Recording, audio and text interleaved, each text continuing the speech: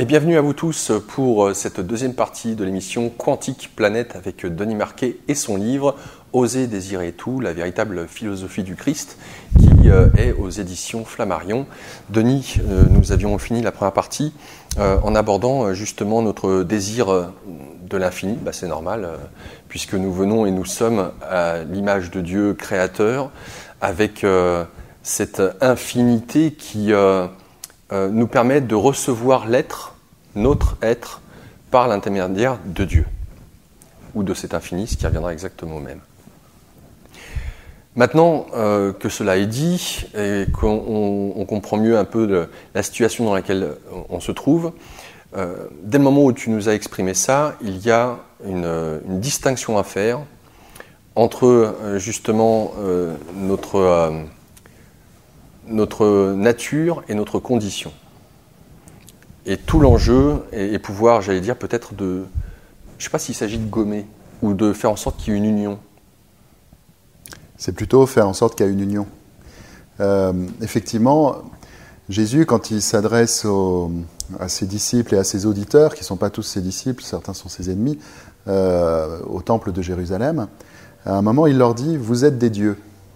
Et il cite un psaume qui est le psaume 82, qui dit exactement « Vous êtes des dieux, cependant, vous mourrez comme des hommes ».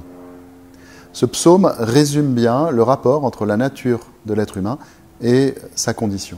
« Vous êtes des dieux » désigne la nature de l'être humain. Et Jésus rappelle cette nature parce que notre nature divine est la base et le cœur de l'enseignement du Christ. Le règne de Dieu, c'est simplement retrouver la nature divine qui est la nôtre. Mais, cependant, vous mourrez comme des hommes, signifie que dans notre condition, nous ne vivons pas comme des dieux. Les dieux, naturellement, sont immortels. Dans tout le monde antique, un dieu est immortel. Et c'est ce qui le différencie de l'homme qui est par nature mortel. Nous sommes des dieux mortels. Voilà le paradoxe de notre vie, le paradoxe de ce lien entre notre nature divine, donc vivant d'une vie infinie, et notre condition. Notre condition n'exprime pas pleinement notre nature. Voilà le cœur de la souffrance humaine. Pourquoi nous souffrons ? Parce que notre condition n'exprime pas notre nature. Voilà la philosophie du Christ qui reprend sur ce point très clairement la philosophie de l'Ancien Testament. Et du coup, la question est, comment faire que dans ma condition, ma nature soit vécue ? Et c'est là où le mot « unir » est important. Il ne s'agit pas de gommer notre condition, de la nier pour revenir à notre nature. Il s'agit dans la philosophie du Christ d'unir les deux. Notre condition est incarnée. Et la pensée du Christ, et c'est ça le grand apport du Christ dans la spiritualité mondiale, il faut le dire, c'est de dire notre condition incarnée est absolument à respecter. C'est au cœur de notre condition incarnée que nous sommes appelés à vivre notre nature divine. Pardonnez-moi.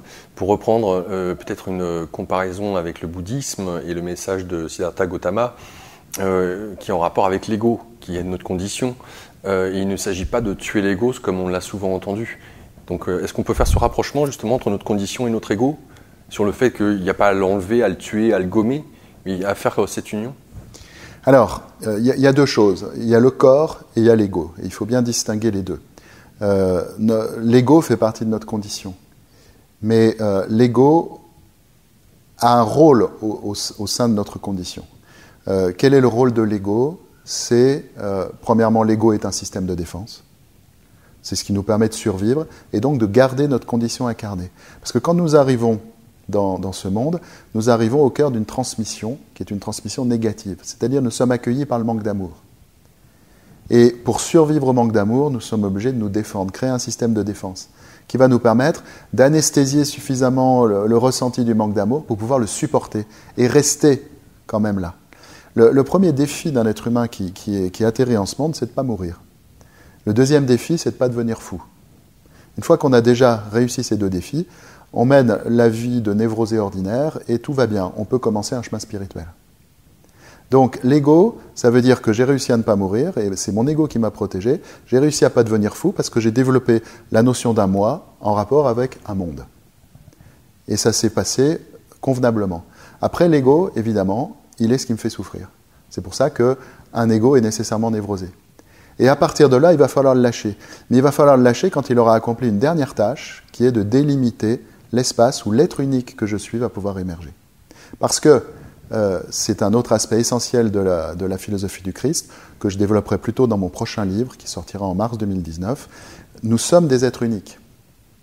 Chacun de nous est unique. Et chacun de nous est un être unique à travers lequel le divin, notre nature divine, aspire à se manifester.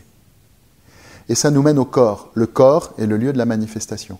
Si nous sommes dans une condition incarnée, c'est que nous sommes ici en quelque sorte, d'après ce que nous dit cet enseignement, pour manifester Dieu, tout simplement. Tout se passe comme si Dieu, qui est le non manifesté, aspirait à se manifester à travers des êtres uniques. Et chacun de nous manifeste Dieu tout entier, mais à travers un être unique, image et ressemblance de Dieu. Donc, il s'agit non pas, comme dans certaines voies orientales, de nier sa condition incarnée pour fusionner à nouveau avec sa nature divine. Et c'est la tentation du gnosticisme dans les premiers siècles du christianisme. Les gnostiques disaient « Nous sommes une âme enfermée dans une prison de matière, il s'agit de quitter cette prison pour réintégrer le plérôme, c'est-à-dire la fusion avec le divin. » Dans certaines conceptions du nirvana bouddhiste, on peut retrouver quelque chose comme ça, pas dans toutes. Et il ne s'agit pas de ça dans la voie du Christ. Il s'agit, au cœur de la condition incarnée, de manifester pleinement le divin. Jésus a montré la voie. Dans la transfiguration, le moment où tout son corps devient lumière, exprime pleinement la lumière divine, aussi bien que dans la résurrection, c'est-à-dire un corps qui vit d'une vie infinie, donc qui ne peut plus mourir, eh bien, Jésus nous montre la voie d'un être qui, dans sa condition incarnée, exprime totalement sa nature divine. Donc, dans la voie du Christ, il ne s'agit surtout pas de fuir la matière, il ne s'agit pas de fuir notre condition, il s'agit au contraire de l'accepter pleinement, tout en acceptant pleinement de se recevoir totalement de sa source. Et à ce moment-là, et de plus en plus, c'est une voie, le divin s'exprime à travers qui nous sommes. Là aussi, par rapport au bouddhisme, sur la notion du désir, vous le avez mentionné, donc il y a 3 manières de se positionner vis-à-vis de ce désir infini. Donc soit à l'extérieur, soit à travers la sagesse, donc éteindre, maîtriser, contrôler l'envie du désir, limiter en tout cas, ou alors aborder justement ce retournement, cette métanoïa, regarder à l'intérieur et se laisser être à travers la source de l'infini. Le bouddhisme nous dit au contraire, donc aurait tendance à avoir la vision de la philosophie, faut tuer le désir en nous. Avec des nuances, hein. Ça dépend des types de bouddhisme. Tout à fait. Faut distinguer déjà le bouddhisme, le premier bouddhisme, le Theravada, et puis le bouddhisme du grand véhicule. Il y a une forme de désir dans le bouddhisme du grand véhicule, puisque les vœux du bodhisattva, c'est les vœux de quelqu'un qui peut accéder au nirvana, mais qui n'y accédera pas tant que tous les êtres ne pourront pas y accéder. Donc il y a une reconnaissance de l'unité humaine qui est déjà christique. C'est peut-être pas un hasard d'ailleurs si le grand véhicule est né après l'arrivée de Jésus en ce monde, dans les premiers siècles de l'ère chrétienne, en Orient bien sûr. Il y a peut-être eu un ensemencement christique. Il y a une reconnaissance de l'unité humaine, ça ne sert à rien de s'éveiller pour soi, parce que nous sommes tous un en réalité. Donc c'est tous ensemble que nous accéderons à la réunion avec la dimension d'être, puisqu'on ne parle pas de Dieu dans le bouddhisme. Donc là, il y a un désir de l'incarnation, un désir de rester là et un désir de l'éveil de l'autre. Et de toute façon, à la base de l'éveil, il y a un désir d'éveil dans le bouddhisme. Et il y a même des formes de bouddhisme, comme le bouddhisme Nichiren, par exemple, qui conçoivent l'éveil à l'intérieur d'un monde où on reste dans le désir, mais un désir qui est emmené dans une autre direction. Donc il faudrait apporter beaucoup de nuances pour être précis par rapport au bouddhisme, mais d'une manière générale, c'est vrai que le premier enseignement du bouddhisme, c'est qu'une certaine forme de désir, trishna, le désir attachement, le désir prise, saisie, ce désir-là doit être totalement lâché. Alors que dans la dimension christique, il s'agit plutôt de le retourner. Alors qu'est-ce que ça implique concrètement par rapport à notre condition, s'il s'agit d'unir notre condition à notre nature, en lien avec le désir? Qu'est-ce que ça implique dans notre vie du quotidien pour tous ceux et celles qui nous écoutent? Alors voilà, la question est là. Ça veut dire plusieurs choses. D'abord, par rapport au désir, ça veut dire que cette voie ne va pas se faire par une maîtrise des choses. Le désir humain est infini, il n'est pas maîtrisable. En plus, nous sommes arrivés à une époque de l'histoire où nous sommes très incarnés, nous sommes descendus dans les entrailles, dans des profondeurs viscérales. C'est-à-dire que nos désirs sont viscéraux. Ils nous tiennent aux entrailles et ils sont plus forts que notre volonté. Donc la volonté ne peut rien contre le désir, et ça, nous en faisons tous l'expérience dans notre vie. Donc, il va falloir faire avec un désir infini, illimité, qui me tient aux entrailles et qui me pousse dans toutes les directions. Et si je ne ressens pas, si je ne vis pas ce désir, du point de vue christique, c'est pas une très bonne chose. Ça veut dire que j'ai une tendance à la tiédeur. C'est pour ça. C'est important, oui. Et oui, dans l'Apocalypse, c'est le Christ qui dit à l'église de Laodicée plutôt ciel que tu fus chaude ou froide, mais tu n'es ni chaude ni froide, tu es tiède, et pour cela je vais te vomir de ma bouche. C'est très fort, je vais te vomir de ma bouche. Bien sûr, vomir, ça suppose qu'on a d'abord accueilli ce qu'on vomit. Le Christ accueille tout, mais il y a une énergie qui est incompatible avec l'énergie du Christ. C'est l'énergie de la tiédeur. C'est l'énergie du milieu, du ni chaud ni froid. Quelqu'un qui est bouillant, il est compatible avec l'énergie du Christ. Quelqu'un qui est glacial, il est compatible avec l'énergie du Christ. Parce qu'il est dans les extrêmes. C'est pas une voie du milieu, la voie du Christ, comme le bouddhisme. C'est une voie des extrêmes, plutôt. C'est une voie très adaptée à l'homme contemporain qui est dans les extrêmes de la pulsion, les extrêmes du viscéral, les extrêmes parfois de la souffrance aussi. Et de l'urgence. Et de l'urgence. Parce que c'est aussi une voie, la voie du Christ, c'est aussi une voie qui annonce la fin. C'est une voie de fin de cycle, la voie du Christ. Les religions de l'Inde nous disent que nous sommes à la fin du Kali Yuga. C'est-à-dire qu'il y a 4 ères qui sont de plus en plus courtes et au rythme de plus en plus rapide. Et Kali Yuga, c'est l'âge des querelles, l'âge des conflits. C'est-à-dire c'est l'âge où l'être humain sort du dharma, en fait. Sort de la loi juste pour expérimenter des possibilités d'existence et de manifestation qui sont en dehors justement d'un monde fondé, du monde fondé sur la dimension divine et sur la loi divine. Nous y sommes, nous sommes en plein dedans, nous sommes peut-être pas loin du crépuscule, du Kali Yuga, certains nous disent, c'est-à-dire que quand le Christ annonce la fin des temps, il nous dit, il ouvre une voie qui est une voie de l'urgence. Nous n'avons plus le temps. Nous n'avons plus le temps. Donc, on ne peut pas maîtriser son désir et on manque de temps. Donc, que faire? D'abord, accepter qui on est. C'est là où la rupture avec la culpabilité est très importante. S'accepter soi-même entièrement tel que l'on est. Avec tous ses défauts, avec tout le chaos viscéral de mes désirs illimités qui vont dans toutes les directions. Ce chaos, il finit par s'apprivoiser progressivement, mais avec la maturité, avec le temps, et quand on est jeune, il s'agit de l'accepter, parce que c'est le vivant de la vie. Et c'est avec le vivant de la vie que le divin intérieur peut faire quelque chose. Il ne s'agit surtout pas de le nier, il ne s'agit surtout pas de dire que c'est mal, il ne s'agit pas de dire que c'est bien non plus, c'est ni bien ni mal, et je peux l'accepter. Et ensuite, il y a une deuxième chose, et ça c'est l'essentiel de la voie de l'urgence qu'ouvre le Christ. La voie du Christ est une voie de la grâce. Ça, c'est tout à fait essentiel. Une voie de la grâce, c'est une voie qui reconnaît avant tout que mon salut, mon éveil, mon illumination, ma guérison existentielle, tout ça est au-dessus de mes forces. Cela m'est impossible. Et la philosophie du Christ, le dispositif existentiel créé par le Christ, est un dispositif de l'impossibilité. C'est-à-dire que Jésus nous dit toujours, on vous a dit, par exemple, on vous a dit, tu ne commettras pas l'adultère. Moi, je vous dis, si tu regardes une femme qui n'est pas la tienne avec convoitise, c'est exactement la même chose que si tu commettais l'adultère. On vous a dit de ne pas vous mettre en colère. Moi, je vous dis, non, on vous a dit, pardon, tu ne tueras point. Moi, je vous dis que si vous vous mettez en colère contre quelqu'un, c'est comme si vous l'assassiniez. C'est la même chose.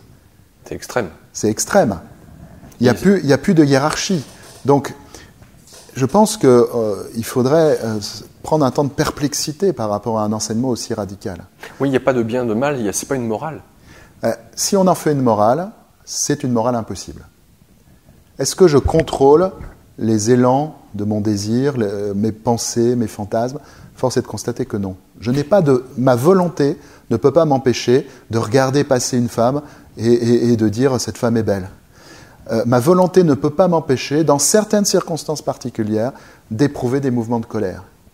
Ça revient, si vous me permettez, à ce que vous disiez tout à l'heure sur le fait qu'aujourd'hui on se croit être l'origine de sa vie, on se positionne en tout cas comme étant en origine de soi, de notre être, à travers le regard donc extérieur sur le fait d'empiler, de pouvoir remplir sans fin nos désirs, on y revient là-dessus. Et mince. Non mais c'est lié. Le Christ place l'exigence tellement haut que je ne peux plus penser que par mes propres forces, en étant l'origine de ma vie, je peux satisfaire à son exigence. Comment ça va ? Ça devient impossible. Ça va, oui. Sur le fait d'être l'origine de son, entre guillemets, bonheur. Et c'est ça là où je veux en venir. Parce qu'il y a, dans le livre, c'est pas dit clairement à mon sens, mais vous remettez en doute ou en question le fait que les gens qui s'imaginent être à l'origine d'eux-mêmes, finalement, est-ce que vous avez la vie que vous pensiez avoir due à votre volonté ? Non. Il se passe des choses dans la vie qui sont hors de, entre guillemets, contrôle. Qui place ou agit et vous met dans telle ou telle situation ? Il n'y a pas de réponse, vous ne donnez pas de réponse. Mais moi, ça m'amène à la question du libre arbitre, cette histoire. Est-ce que si je me mets en position d'origine de moi-même, donc d'un point de vue égotique, à travers le regard des autres, est-ce pour autant que ma vie, j'en suis le maître ? Sachant que qu'est-ce que je contrôle au final ? Et qu'est-ce qui s'exprime peut-être, même si je veux, ou je me pense être à l'origine de moi, finalement, est-ce que je ne suis pas, est-ce que je suis dupe, que c'est peut-être même la source ou c'est infini, en moi, qui s'exprime en me faisant croire que je contrôle quoi que ce soit ? Je ne sais pas si je suis très clair. Ce qui est important là, c'est que le dispositif créé par le Christ nous invite à aller dans les lieux où il est très clair que nous ne contrôlons pas les choses, donc que nous ne sommes pas l'origine. La loi juive s'intéressait aux actes. Je peux encore contrôler mes actes. Même si certaines personnes prétendent que c'est plus fort qu'eux, je peux m'empêcher d'assassiner quelqu'un si ça me prend. La majorité des gens contrôlent leurs actes. Par contre, la pensée de colère, le mouvement de colère, avoir quelque chose contre son frère, par exemple, comme il le dit à d'autres moments, ça, c'est des choses qui ne se contrôlent pas. Donc Jésus nous invite à aller voir les lieux où il est très clair que nous ne pouvons pas être l'origine de notre vie. C'est ensuite, effectivement, pour nous faire remettre en question l'idée que nous pouvons simplement être l'origine de notre vie. En fait, derrière ça, oui, je le laisse entendre dans ce livre, il y a une fiction. Bon, c'était pas le lieu du livre de faire l'analyse de en quoi c'est une fiction. Oui. J'y retourne un petit peu dans mon prochain livre aussi. D'accord. Mais l'important, c'est que le Christ nous invite, en haussant l'exigence, en l'amenant des actes aux pensées, aux mouvements du cœur, en haussant l'exigence au maximum, il nous invite à prendre conscience que notre véritable guérison, c'est-à-dire notre réunion à notre source, l'union de notre nature et de notre condition, est hors de notre portée. Et il le dit clairement quand il dit « À l'homme, cela est impossible, mais tout est possible à Dieu ». Et cette phrase donne le secret de la voie du Christ. Je dois d'abord reconnaître que ce qui m'est absolument nécessaire, c'est-à-dire l'union de ma condition et de ma nature, cela seul qui m'amènera à la vie infinie, à l'amour infini, à la joie infinie auquel j'aspire, eh bien cela est au-dessus de mes forces, cela n'est pas à ma portée. Mais tout est possible à Dieu, ça veut dire que la grâce peut le faire. C'est pour ça que la voie du Christ est une voie de la grâce. Mais pour recevoir la grâce, il faut d'abord reconnaître que ce que je désire, l'infini que je désire, n'est pas à ma portée. Et en même temps, il faut que je reconnaisse qu'il m'est absolument nécessaire. Et c'est ça, l'inverse de la tiédeur, l'intensité intérieure qui est pratiquement nécessaire pour vivre cette voie, c'est de tenir ensemble, cela m'est absolument nécessaire, cela m'est absolument impossible. Et c'est pour ça que quand on fait une morale de l'enseignement du Christ, on se trompe. Parce qu'une morale suppose des préceptes à portée d'homme. On peut dire que les préceptes de la loi juive qui portent sur la relation à autrui, par exemple, sont une morale. Parce qu'ils sont à portée d'homme. Mais Jésus élève tellement l'exigence, il la pousse tellement à l'infini, qu'elle n'est plus à portée d'homme. Et c'est à dessein qu'il le fait. C'est pour nous inciter à prendre conscience que notre salut, si on veut, notre guérison existentielle, spirituelle, n'est pas à notre portée. L'infini que je désire n'est pas à ma portée, et pourtant il m'est absolument nécessaire. Si j'enlève la dimension nécessaire, je me dis, bon, c'est pas à ma portée, mais je peux m'en passer. Je tombe dans la tiédeur. Si j'enlève la dimension impossible, je me dis, c'est nécessaire, mais je peux me le procurer, alors je rentre dans un moralisme, et je retourne dans le moi origine. Je peux. Mais justement, ma guérison vient du fait de lâcher le moi origine. Et c'est ce que nous permet Jésus avec ce dispositif qui est d'une intelligence extraordinaire. Ça m'est nécessaire, ça m'est impossible. Tenir ça ensemble. Et en tenant ça ensemble, je deviens un réceptacle pour la grâce. Quand je prends conscience qu'une certaine qualité spirituelle m'est nécessaire, que j'en manque, et qu'elle fait partie de mon processus de guérison, elle m'est absolument nécessaire, je ne peux pas me la procurer par moi-même, avec toute l'ascèse ou tout le travail intérieur du monde, eh bien, je m'ouvre à la grâce, et la grâce peut me la donner. On va revenir sur la grâce et notamment l'innocence. Je fais juste une petite parenthèse, puisqu'on parlait de la voie christique comme étant une voie d'urgence, sur l'époque dans laquelle on vit, où finalement nous sommes tout le temps en train de courir. Comment est-ce que vous l'interprétez sur le fait que déjà la somme d'informations qui nous submerge, et le fait qu'on soit tout le temps dans le faire, dans cette, comme si on était tout le temps dans cette urgence, justement. Quel est le lien avec justement cette voie christique qui est une voie de l'urgence? Un grand cycle d'humanité, du point de vue de la pensée de l'Inde, est composé de quatre âges. Et ces 4 âges sont une accélération constante. L'âge d'or, ce qui correspond à l'âge d'or pour Hésiode, par exemple, c'est le Krita Yuga. Eh bien, on peut le chiffrer à peu près 20 000 ans, à peu près. Il y a des calculs plus précis.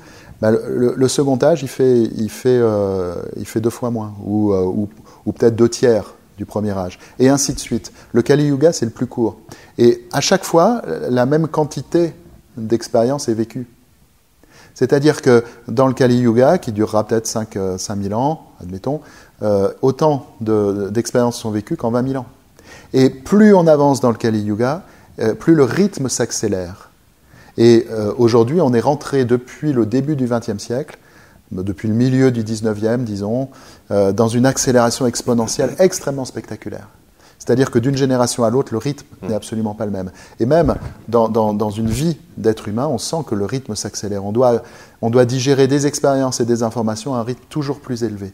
Et ça, c'est le signe qu'effectivement, on est vraiment à la fin d'un temps d'humanité. Ça paraît très clair.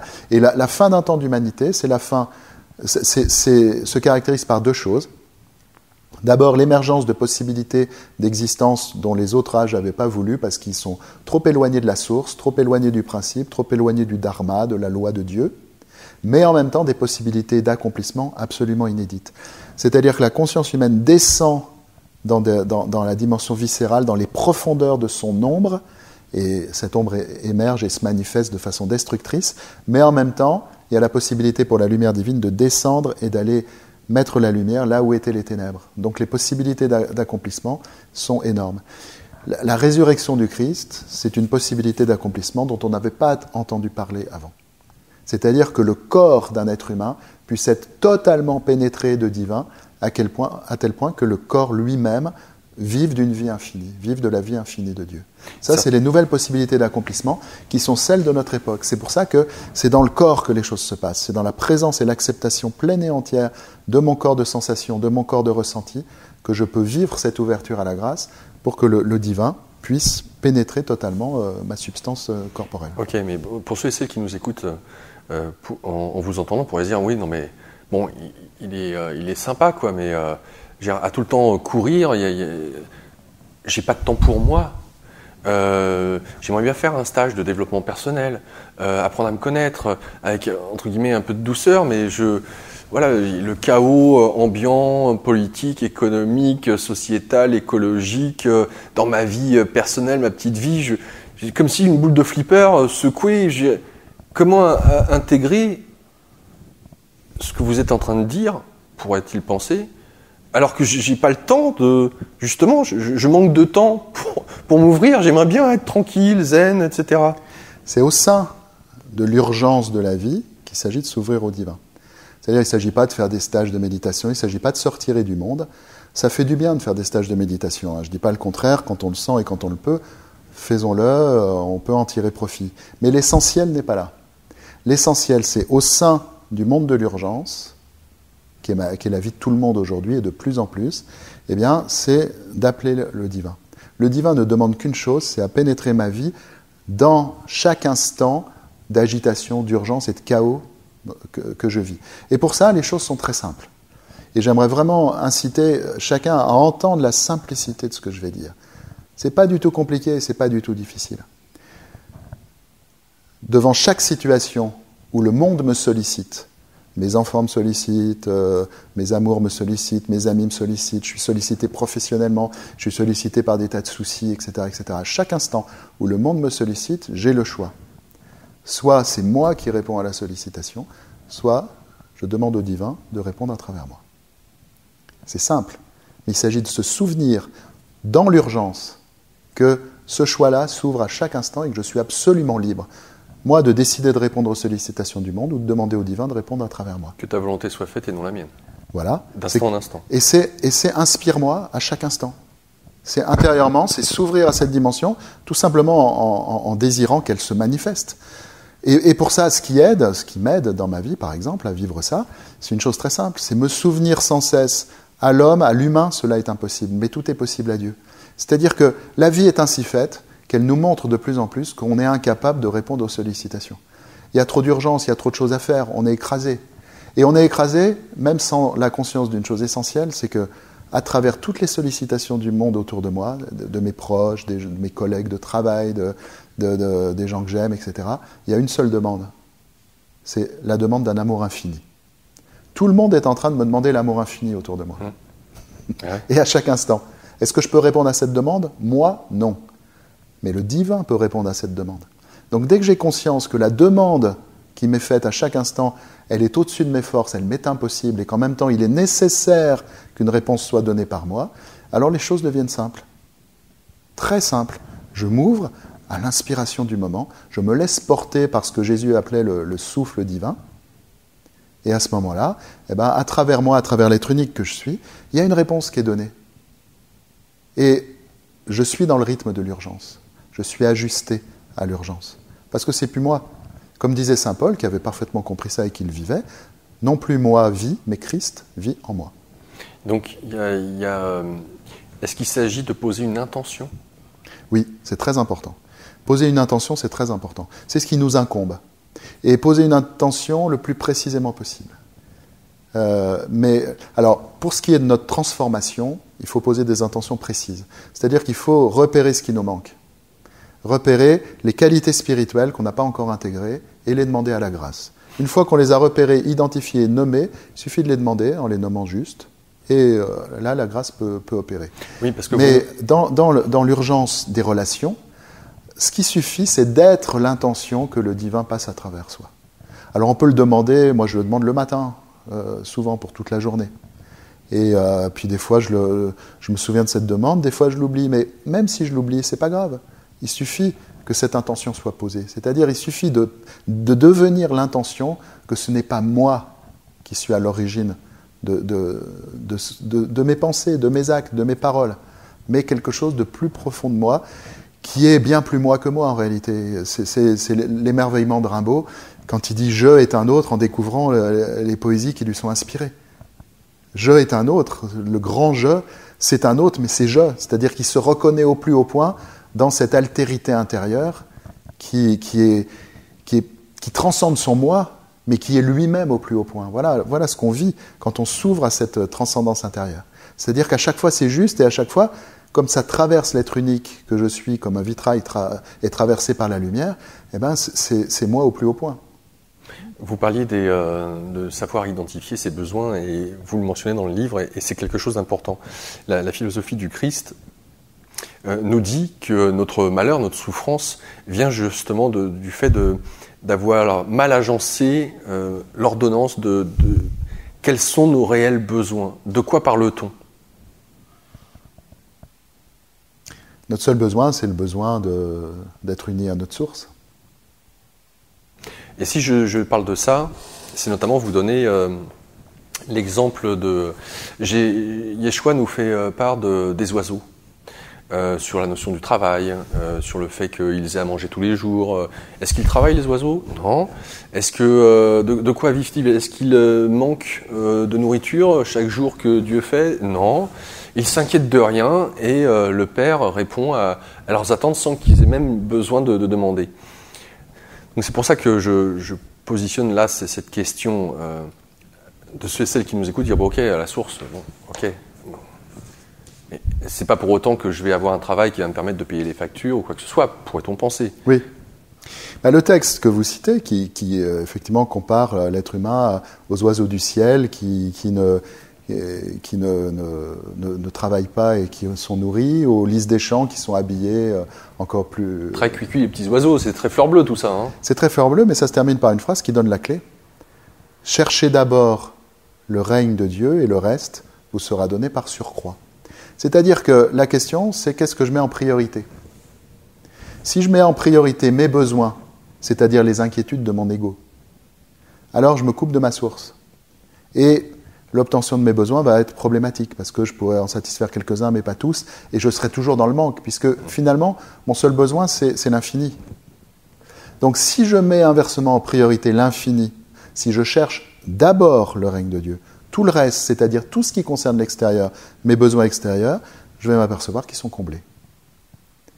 Et on peut trouver ça naïf, mais la seule question, c'est pas d'y croire mentalement, la seule question, c'est d'essayer.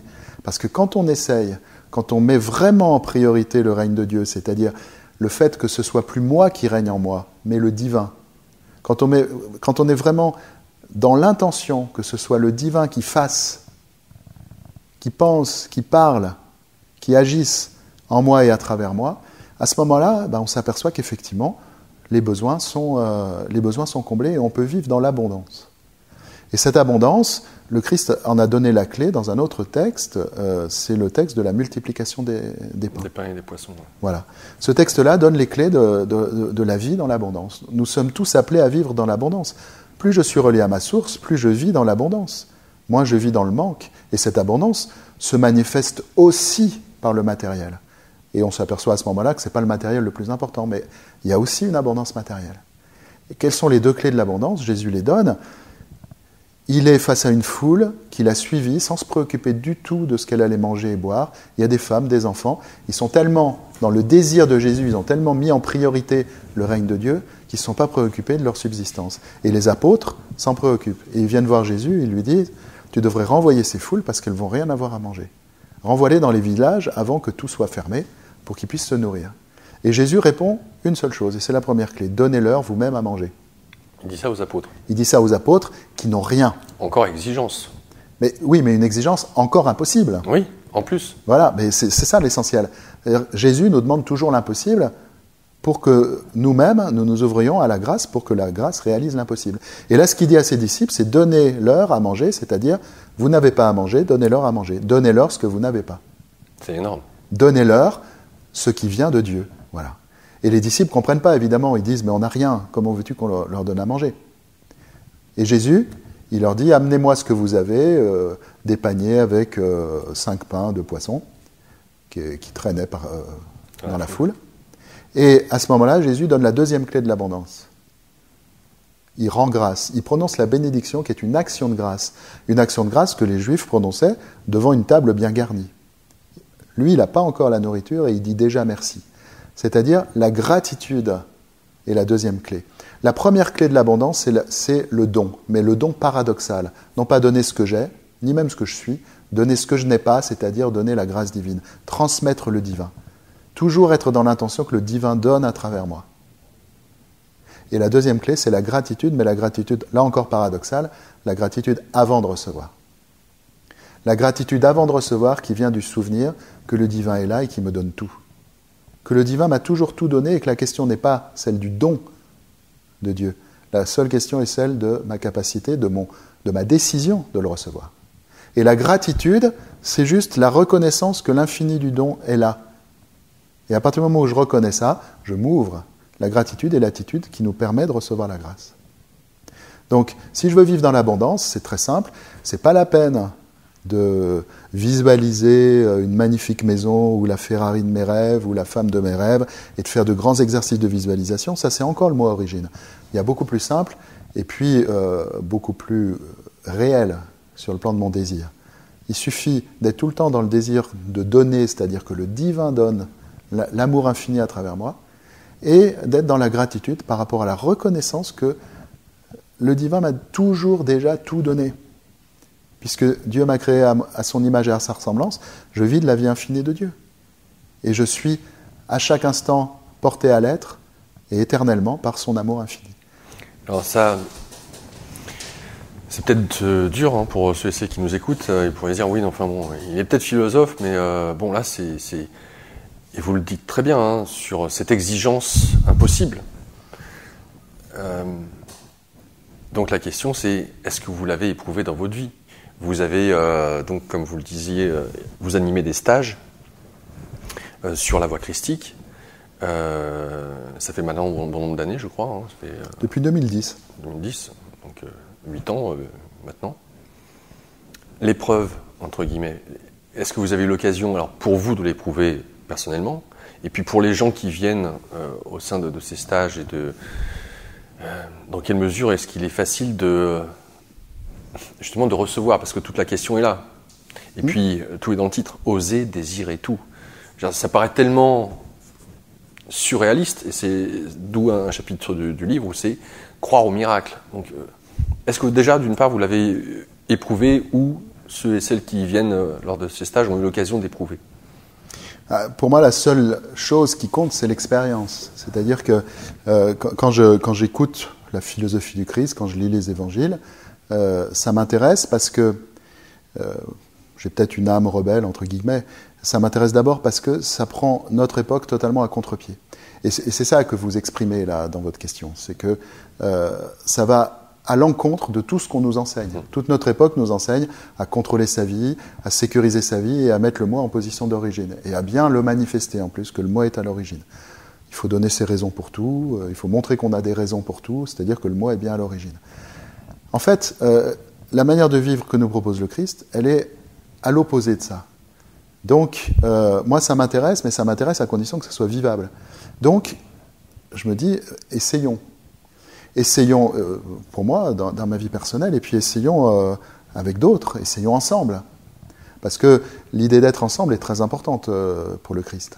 Là où 2 ou 3 d'entre vous sont réunis en mon nom, je suis au milieu d'eux. C'est-à-dire, il s'agit de s'unir. L'humanité est profondément une, d'après l'enseignement du Christ. Nous sommes tous un, en réalité. Et si nous souffrons, c'est que nous avons perdu notre unité profonde. Et il s'agit de la retrouver. Donc, le fait de se regrouper, d'être ensemble est très important. Donc, essayons et voyons ce qui se passe. Et effectivement, je peux témoigner que ça se passe comme ça. Ça se passe comme ça. C'est-à-dire que dès que je suis simplement dans le désir que le divin donne à travers moi et réponde aux sollicitations du monde à travers moi, et dans la gratitude par rapport à ce don divin qui est là et qui est infini et qui dépasse absolument toute ma saisie et ma pensée, effectivement, les choses sont justes. Les choses sont justes. Et le miracle est là. Le miracle, il ne faut pas en faire une chose spectaculaire. Le miracle, c'est chaque fois que c'est le divin qui passe à travers moi et qui se donne. Voilà. Il n'y a rien de plus naturel que ça. Ce n'est pas surnaturel. Quand c'est moi qui suis à l'origine des choses et que le divin ne passe pas, là, on est dans le sous-naturel. Mais quand on laisse passer le divin, on est dans le simple naturel. C'est simplement naturel. Et vous disiez, ça n'a pas l'air facile. À ça, je réponds, c'est facile ou impossible. C'est-à-dire qu'il n'y a pas de place pour la difficulté. La difficulté, c'est l'espace de l'ego. Quand l'ego veut être à l'origine, là, il rencontre des choses difficiles. Il lutte. C'est son élément. La difficulté est à l'ego ce que l'air est au poisson, ce que l'eau est au poisson, ce que l'air est au mammifère. C'est-à-dire que c'est le milieu, l'élément, c'est ce qui nous maintient en vie. L'ego, la difficulté, le maintient en vie. S'il ne lutte pas, il n'existe plus. Donc il ne peut croire qu'en la difficulté. Si nos auditeurs écoutent avec leur ego, et on écoute toujours un peu avec les deux, l'ego dit « non, mais c'est trop difficile ». En réalité, c'est facile ou impossible. Si j'entends ça, ça veut dire qu'il n'y a pas d'espace pour la difficulté. C'est facile dans la mesure où je décide simplement, je demande au divin d'agir à travers moi. Je peux déjà l'expérimenter dans les choses qui me paraissent difficiles dans ma vie. Si c'est difficile, en fait, c'est que c'est impossible. J'ai une réunion importante dans mon travail. Eh bien, avant, je demande l'inspiration et je demande très clairement que ça ne soit pas moi, mais le divin à travers l'être unique que je suis. Voilà, je demande ça. Et puis je vois ce qui se passe. Puis après, progressivement, comme on voit que c'est formidable, ça marche, c'est juste. Tout est juste à ce moment-là. J'ai de plus en plus envie, même dans les choses les plus anodines de ma vie. Non plus moi vis, mais Christ vit en moi. Ce n'est plus moi qui vis, mais le Christ qui vit en moi. C'est ce que dit saint Paul, lui il le vivait. Et en fait, à partir du moment où je vis ça, tout est facile. Je peux même en arriver à me dire que soit les choses sont faciles parce que c'est le divin qui fait tout, soit elles sont impossibles parce que c'est moi. Dès que c'est moi, en réalité, c'est impossible. À l'homme, cela est impossible. Ça veut dire à moi, cela est impossible. S'il faut vraiment entendre pour moi cette phrase, ça veut dire à moi, cela est impossible. Mais tout est possible à Dieu. On rentre dans une vie simple. Parce qu'à chaque instant, j'ai le choix. Soit c'est moi, soit c'est Dieu. J'aimerais qu'on puisse aborder l'innocence, donc. C'est important parce que dans la notion de l'arbre de la connaissance du bien et du mal,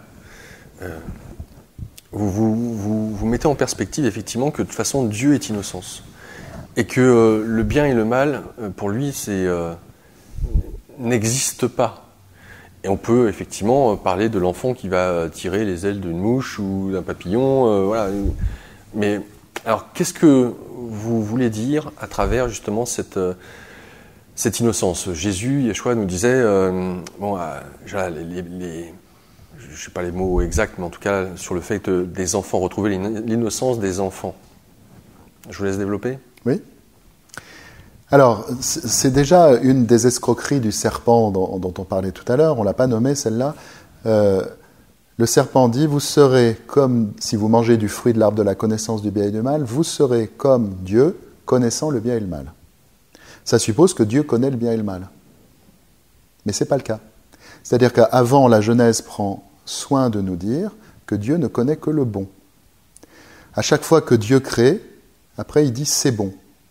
Une seule fois, il dit autre chose que c'est bon. C'est quand il crée l'homme, il dit c'est très bon. C'est-à-dire que Dieu ne connaît que le bon ou le très bon.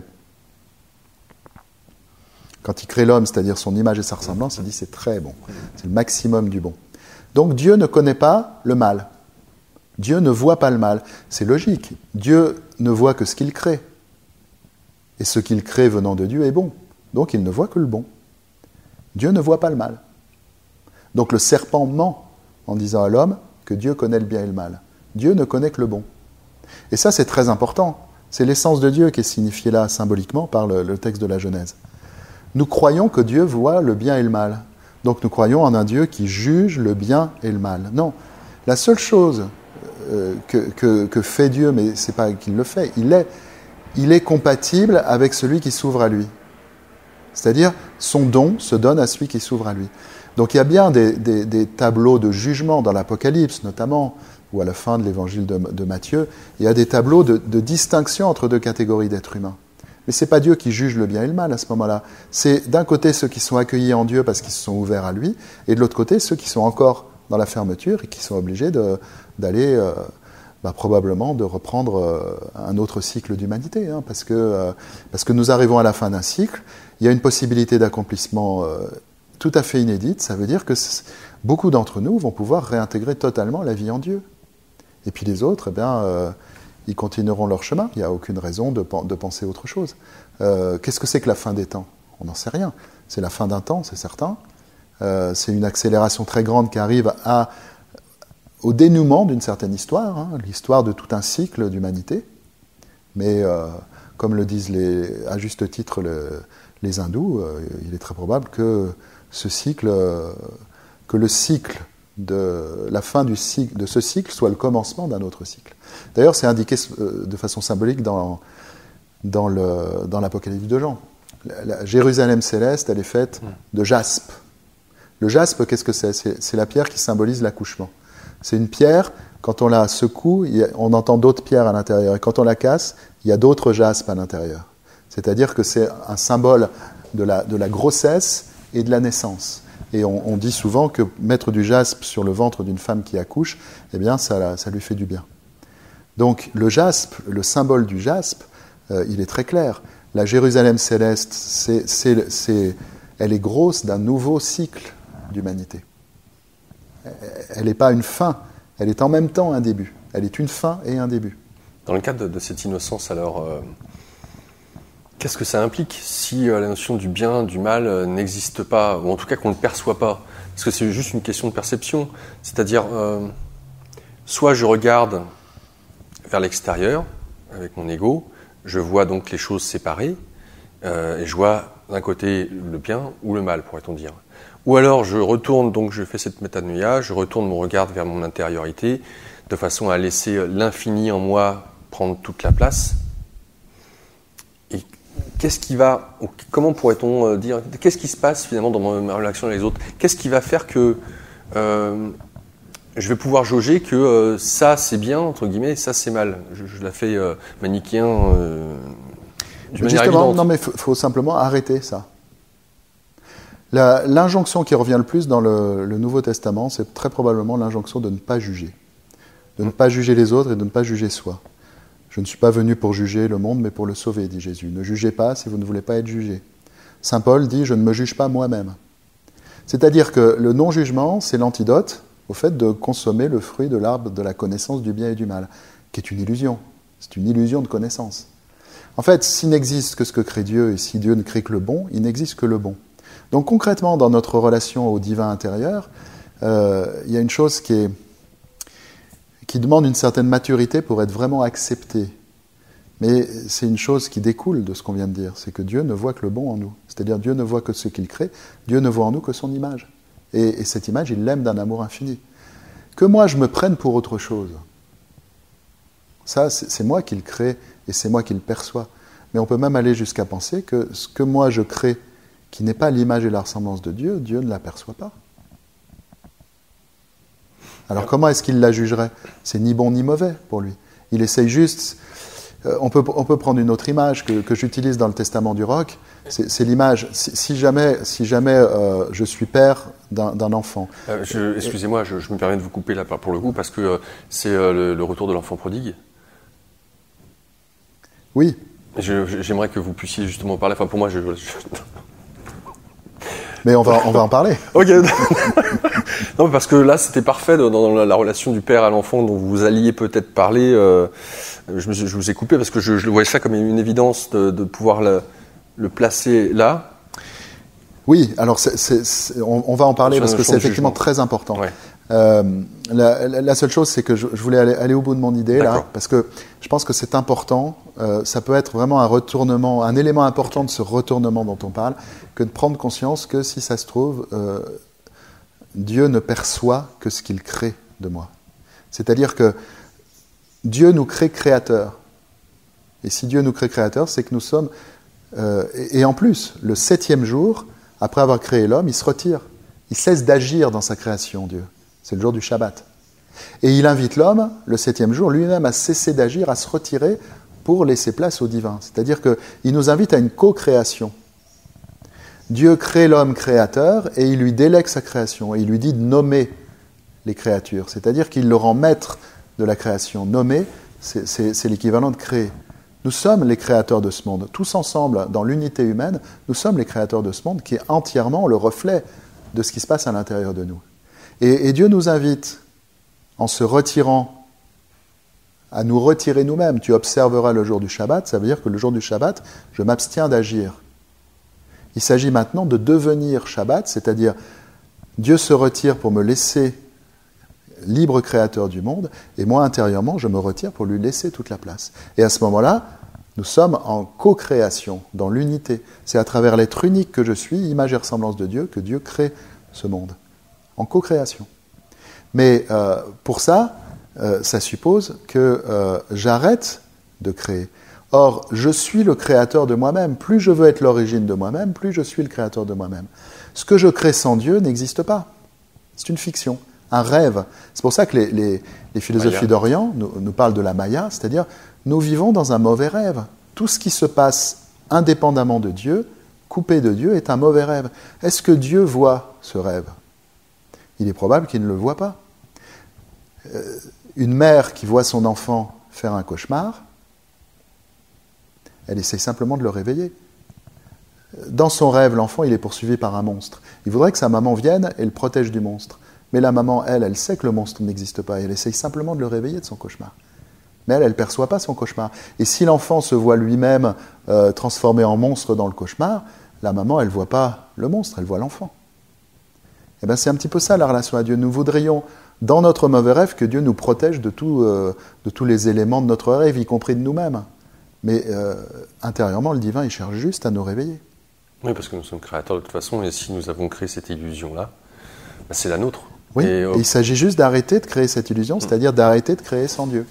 C'est la même chose qu'un père, et ça va nous faire une transition en direction du fils prodigue, c'est la même chose qu'un père dont le fils deviendrait fou. C'est une métaphore que j'emploie dans le Testament du Roc. Si mon fils se prend pour Napoléon, moi je sais qu'il n'est pas Napoléon.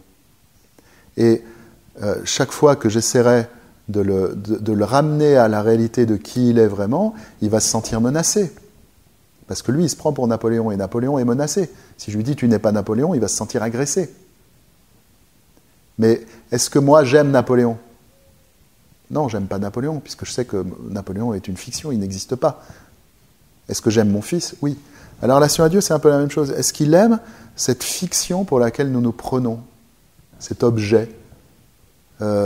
Cet objet n'existe pas.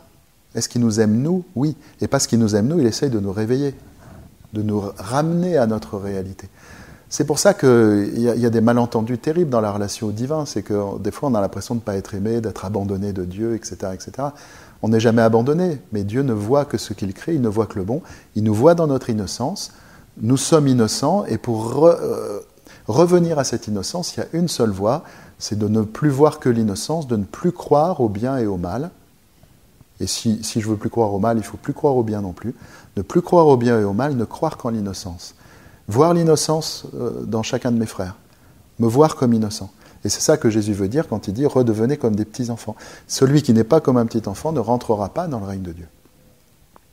L'enfant est innocent. C'est le tout petit enfant, avant cet événement dont on parlait dans la première partie, avant que je me prenne pour cette fiction d'un objet qui existerait dans le regard des autres et qui n'est pas du tout l'être divin qui est image et ressemblance de Dieu. Mais la manière dont vous l'exprimez aussi dans le livre, c'est en reprenant l'image du bien et du mal, vous dites, après tout, le mal, c'est l'absence du bien. Oui, c'est d'ailleurs ce que dit saint Thomas. Le bien était à l'origine tout ce qui est, si on peut dire ça comme ça, et voilà. Mais d'où vient l'absence de bien ? Simplement du fait que entre le divin et le monde, il y a quelque chose qui vient s'interposer. Et cette chose qui vient s'interposer, c'est moi. Moi, dans la mesure où je vais être l'origine de moi-même. Donc c'est simple. Effectivement, c'est comme quelque chose qui vient faire une ombre à la lumière. Voilà. Il y a une ombre, j'ai l'impression qu'il n'y a pas de lumière, mais en réalité, il suffit que j'enlève ce qui fait de l'ombre, et la lumière revient. Et cette chose, c'est moi. L'ego. Ouais. Moi, en tant que je veux être origine de ma vie, plutôt que m'ouvrir à ma source. Alors, le fils prodigue ? Ben oui. Parce que c'est... comment est-ce que je pourrais dire ? Alors, je pourrais peut-être la retrouver, mais je ne sais pas à quelle page, parce qu'elle est relativement courte, hein, mais elle est pour vous essentielle, et ça dénoue cette notion de culpabilité. On en reviendra à parler justement de l'amour que nous porte cet infini, au-delà de tout jugement. Je vous laisse la compter, comme ça on va voir ça ensemble. Alors, la parabole du fils prodigue est aussi assez connue. Pour ma part, je pense que c'est de toutes les paraboles de Jésus ma préférée, parce que c'est celle qui dit le plus. C'est une forme d'antidote au péché originel, entre guillemets, hein, à l'acte par lequel on se sépare du divin. L'antidote, c'est la parabole du fils prodigue. Qu'est-ce qui se passe dans la parabole du fils prodigue ? Un père avait 2 fils, et il y en a un qui réclame sa part d'héritage, qui s'en va dans une ville lointaine. Il se trouve que c'est une ville païenne, ça nous est indiqué par le fait qu'il va se retrouver avec des cochons. Les Juifs n'élevaient pas de porc. Donc c'est une ville païenne. Et il fait la fête avec des prostituées. Ça, c'est le frère, à la fin, qui précise en disant à son père « Ton fils a gaspillé son bien avec des prostituées ». Les traductions sont souvent un petit peu pudiques et elles évacuent ça. Mais il faut voir que le dispositif narratif que Jésus met en place, c'est un dispositif, là encore, extrême. Toutes les transgressions possibles sont présentes. Première transgression, demander sa part d'héritage. À l'époque de Jésus, un fils qui ferait ça, déjà, il se ferait envoyer promener. On est dans un gros patriarcat, très puissant. Le père a l'autorité. Un fils qui demanderait sa part d'héritage pour s'en aller, il se ferait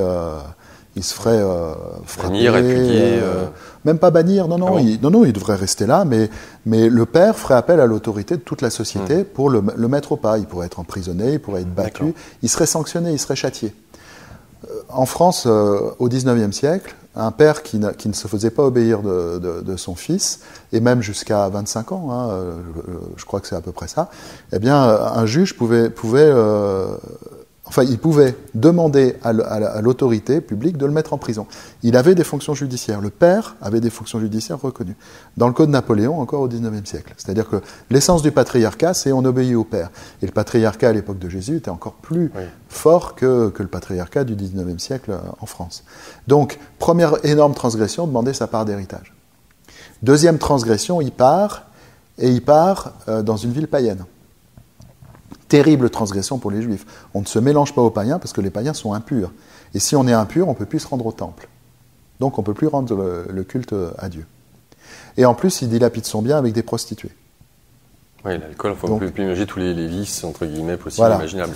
Donc, c'est vraiment, si on veut penser en termes de faute et de péché, c'est le maximum de la faute et du péché. Et ce qui est bizarre déjà, c'est que le père, il accepte de lui donner, dans l'histoire, il accepte de lui donner sa part d'héritage, ce qui est quand même très bizarre, et il le laisse aller. Il le laisse aller alors qu'il n'est pas heureux de ce qui se passe. Le texte nous le montre parce que, dans la suite du texte, on voit bien que le père guette le fils, parce qu'il le voit arriver de loin. C'est ce petit détail narratif qui nous montre, très finement, et de façon très touchante, que le père guettait le retour du fils. Il guette au loin parce qu'il attend le retour du fils. Donc il souffre de la situation, mais néanmoins il accepte. Alors le fils, qu'est-ce qu'il fait ? Il dilapide son bien, il mène la grande vie, une vie de débauche, au milieu des païens, et puis à un moment, il y a une famine dans le pays. Donc, il a dilapidé son bien, et il se retrouve sans rien. Il est obligé de louer ses services à un porcher qui lui donne à garder des porcs, et il envie la nourriture que l'on donne aux porcs. Là, on est à l'extrême de la déchéance, du point de vue des Juifs de l'époque de Jésus. L'extrême de la déchéance. On est au milieu des porcs, l'animal le plus impur possible, on n'a plus rien à manger, on envie la nourriture qui est donnée aux porcs. C'est dire. Voilà. C'est-à-dire que là, le fils se retrouve au cœur de l'épreuve intérieure, dans le plus grand dénuement possible. Le passage par le dénuement. Qu'est-ce qui se passe ? On a un fils qui s'éloigne de son père. C'est l'analogue de la chute, le moment où l'être humain est chassé du paradis terrestre parce qu'il a décidé de se couper de sa source divine. Et le résultat de ça ne peut être que le plus grand dénuement. À quoi sert le dénuement ? À quoi sert l'épreuve ? L'épreuve sert à ce qui arrive justement au fils à ce moment-là. Le texte dit, il rentra en lui-même. Il vit le retournement à ce moment-là. Il rentre en lui-même, il se retourne vers l'intérieur, et à ce moment-là, il décide de revenir vers son père. Mais il décide librement. Parce qu'il est parti librement, il décide librement de revenir vers son père.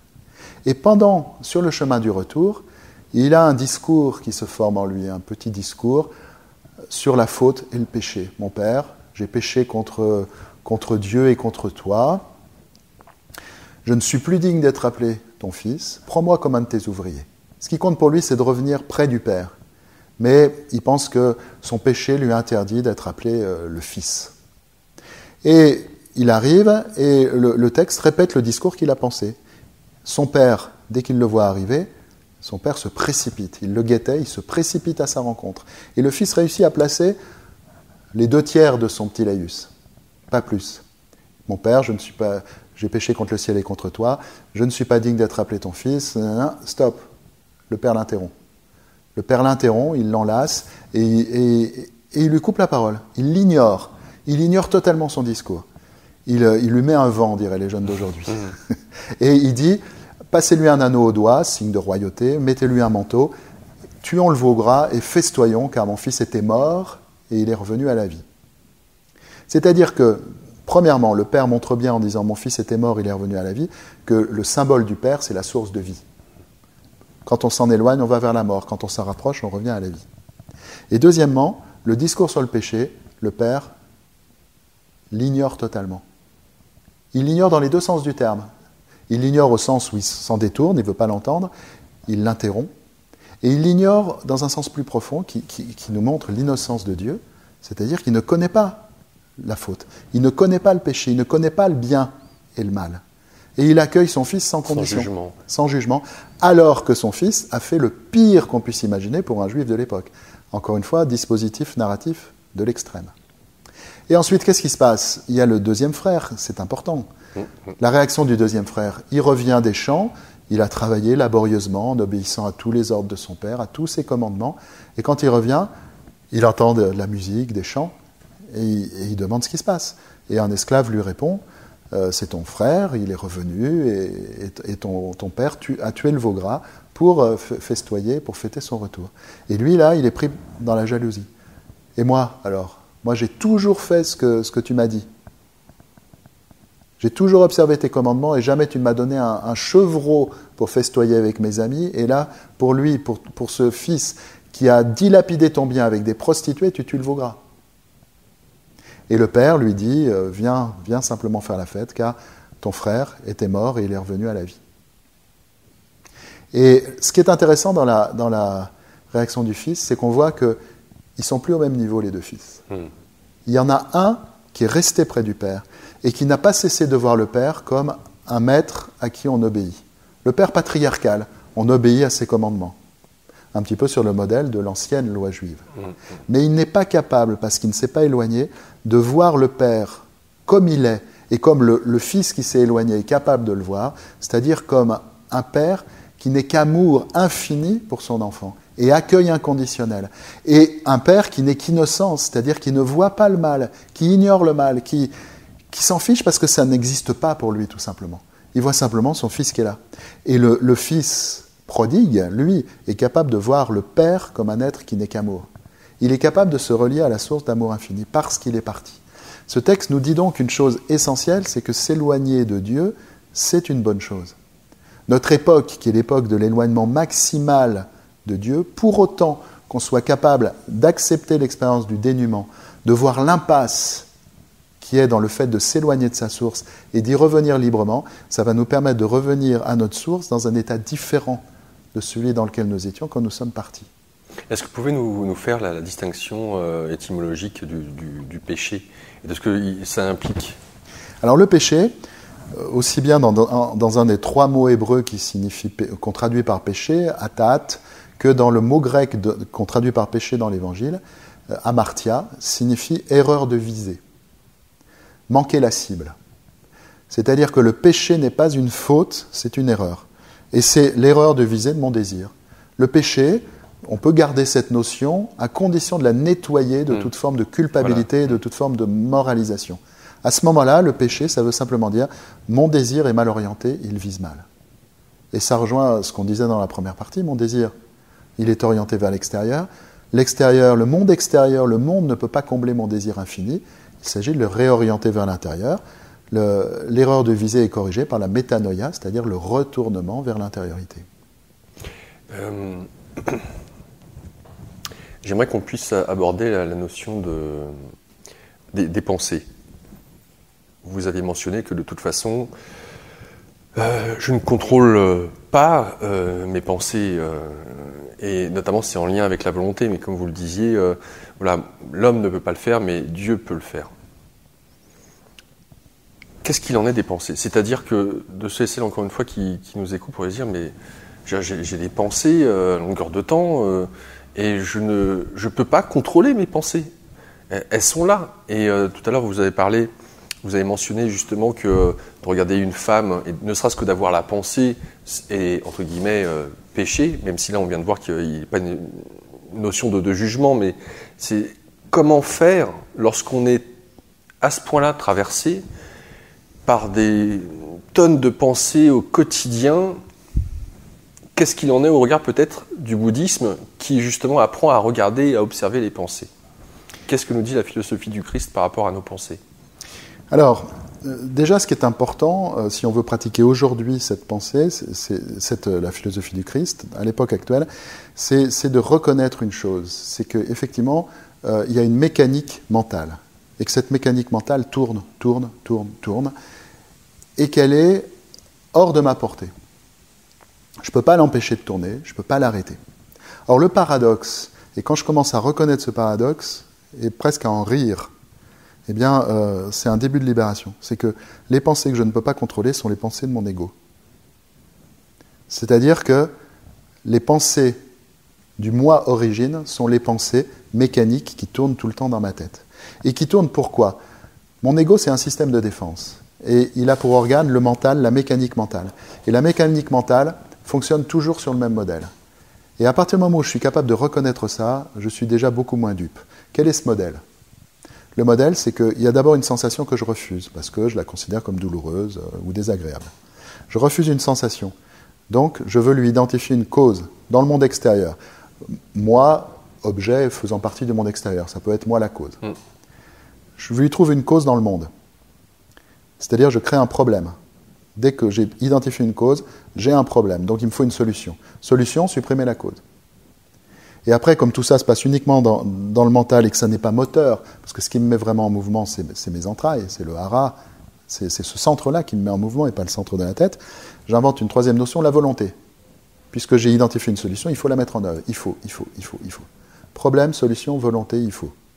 Voilà comment ça se passe tout le temps. C'est-à-dire que cette mécanique mentale qui est très compliquée parce qu'elle porte sur des tas de sujets différents, en réalité elle est très simple parce qu'elle fonctionne toujours de la même manière. Problème, solution, volonté.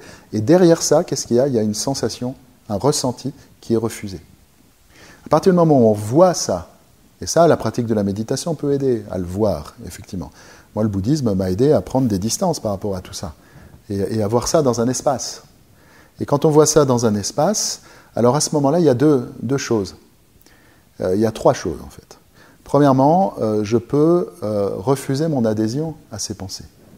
Parce que je constate, et là encore, ça réclame de la maturité, j'ai constaté un nombre de fois incalculable dans ma vie, que ce système problème-solution, il faut, ça ne fonctionne pas. Ça me met tout le temps dans les mêmes impasses. Et en plus, ça paralyse ma pensée, et je ne peux même plus recevoir des pensées inspirées, parce que c'est tout le temps en train de penser. Donc, je reconnais que ce n'est pas bon, j'arrête d'adhérer. Voilà. Progressivement, j'en ai marre, quoi. C'est-à-dire, il y a une vertu du dégoût. Ces pensées-là, elles m'ont toujours mené à l'impasse, donc j'adhère pas. Mais si j'adhère pas à la pensée qui cherche une cause à la sensation que je refuse, je me retrouve avec la sensation. C'est le deuxième point. Cette sensation-là, il ne me reste plus qu'à la ressentir. L'antidote au mental, c'est ressentir. Puisque le mental sert à ne pas sentir.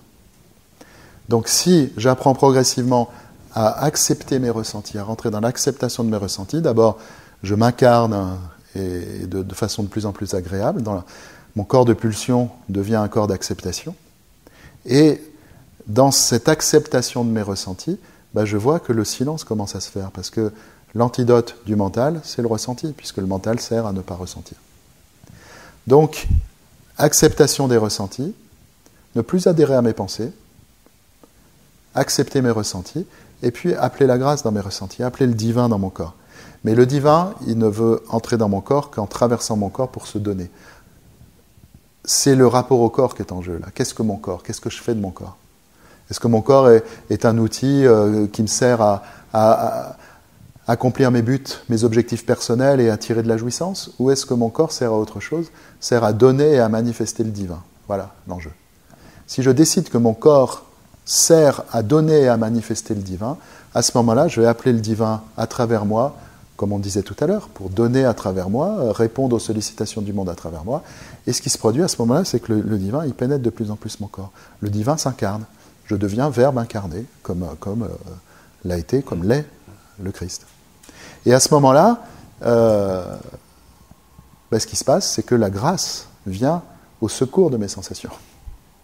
C'est-à-dire que mes sensations elles-mêmes deviennent inspirées, deviennent insufflées par le souffle divin. L'instant présent, le fameux moment présent, là aussi, qui a été surtout mis en avant par l'Orient, vous le mentionnez aussi à travers la philosophie du Christ. Ah bien sûr. Alors, puisque vous parliez du corps, en quoi l'instant présent est intéressant dans cette philosophie ? L'instant présent, c'est le ressenti, c'est sentir et ressentir. La seule porte de l'instant présent, c'est ressentir et sentir. Et la seule chose qui m'éloigne de l'instant présent, c'est le refus de sentir et de ressentir. C'est-à-dire, c'est le mental. Qu'est-ce que l'instant présent ? C'est la porte de l'éternité. C'est-à-dire que c'est la porte de l'infini.